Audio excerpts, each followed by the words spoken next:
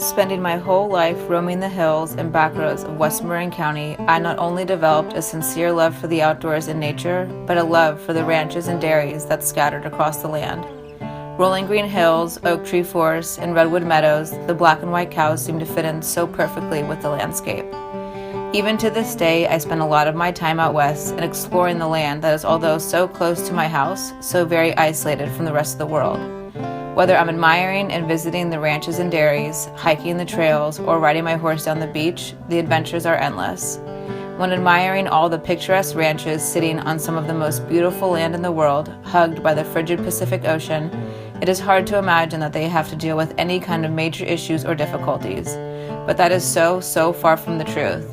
One of the biggest issues many of the ranches in the Point Reyes National Seashore are dealing with is the ever-increasing, uncontrolled, free-roaming Tule elk herds who have affected the livelihoods of the organic dairies.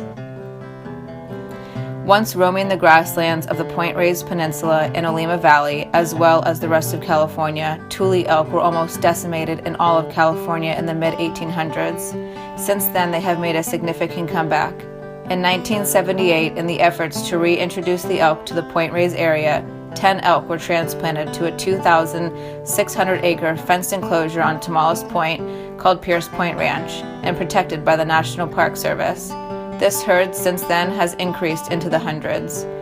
Later, in 1998, 28 elk were taken from the Pierce Point herd to be placed as a free-roaming herd just south of Lemontor Beach. From this new free-roaming herd, some of the elk migrated north across the Drake's Estuary and went on to create a new herd near Drake's Beach, referred to as the Drake's Herd. This is where the issues between the ranchers and elk have uprooted. Ranchers have been able to deal with the minor issues caused by the elk, such as destroyed fences, transmitted diseases, and occasional charged cattle. But the biggest issue the elk have caused for the ranchers is the depletion of natural forage. The majority of the dairies out in Point Reyes are organic dairies. As a requirement to be certified organic, a dairy must have their cattle grazing on pasture for no less than 120 days, a minimum of 30% as their dry matter intake. Pasture is a rancher's cheapest feed source, and for the ranchers in Point Reyes, pasture land is readily available, and having their cattle grazing on it is usually never an issue, as the grass grows green and lush almost 12 months out of the year. However, with the drought and both the elk and cattle grazing the land, the forage is diminished much faster than it would if it was only grazed by managed cattle.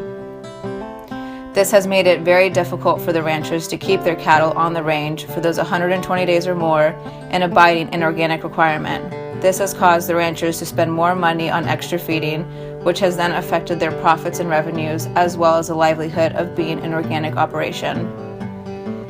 Similar to the wild horse issue, it has been difficult for the National Park Service to manage the elk population.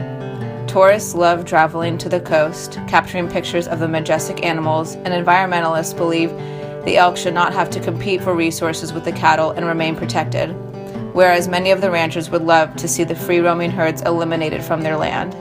I would be lying if I said I didn't enjoy seeing the elk while visiting the coast. However, I would rather see all the ranches and dairies that have been thriving for more than 100 years, nestled in the rolling green hills of West Marin County, to thrive for hundreds of years to come and not be affected by an inconvenient nuisance.